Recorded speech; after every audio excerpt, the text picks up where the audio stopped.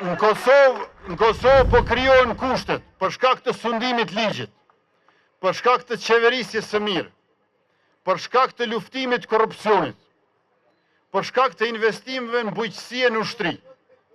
Po krijohen kushtet që bashkëdhetarët me u kthy.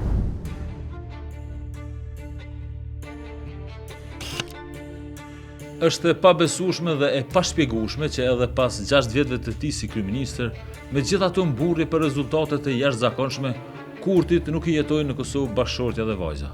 Me këtë rast, unë kisha dashur të falenderoj edhe gruan tim Ritën. Është rast unik në Evropë ku familja e njeriu që drejton vendin me 50% të votave nuk jeton aty.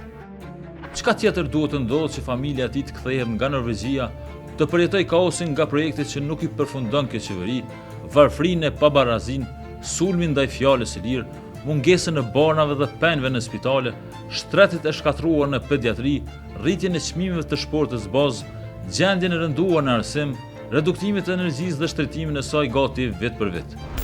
Bashkëshortja e kryeministit në Kosovë shfaqet kryesisht në fushata dhe ditën e zgjedhjeve, kur e pret Kurtin teksa voton, si dhe shoqëron kryeministin në disa seminare koti në Bregdetin grek të organizuara nga miq të Serbisë.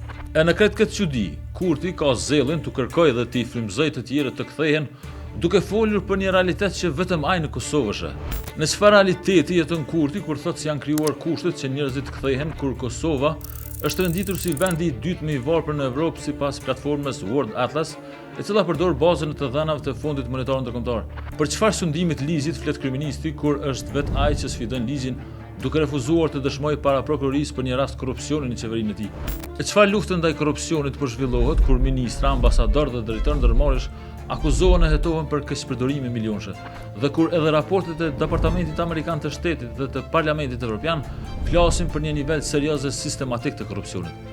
Për çfarë mundësish po fletaj kur nepotizmi, punësimet politike dhe familjare janë shtirë gjithandej nëpër institucione?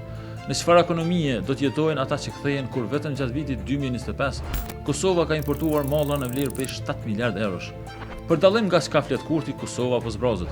Nga viti 2021 deri në vitin 2024, sipas statistikave të Eurostatit, mesatarisht rreth 40.000 persona i larguar nga Kosova drejt Evropës, diku rreth 175.000 për 4 vjet. Nëse dikur Kosova mburrej me moshën mesatare e cila në vitin 2011 ka qenë rreth 30 vjet, në regjistrimin e vitit 2024 ajo është rreth 35 vjet. Nga lëvizjet e popullsisë drejt Evropës, por edhe brenda Kosovës, nga 38 komuna që i ka Kosova, në 29 është zvogëluar dukshëm numri banorëve. Kur zbrazet Kosova, zbrazen edhe spitalet nga profesionistët.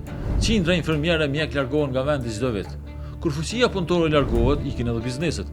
Qindra miliona euro biznesit nga Kosova i kanë investuar viteve të fundit në vendet e rajonit. Por ajo që ka zënë vende po rritet më së shumti është prralla. Ajo me Rusin, Gjermanin, Pakistanezin e Filipinasin, që gjoja po duan të vinë në Kosovë.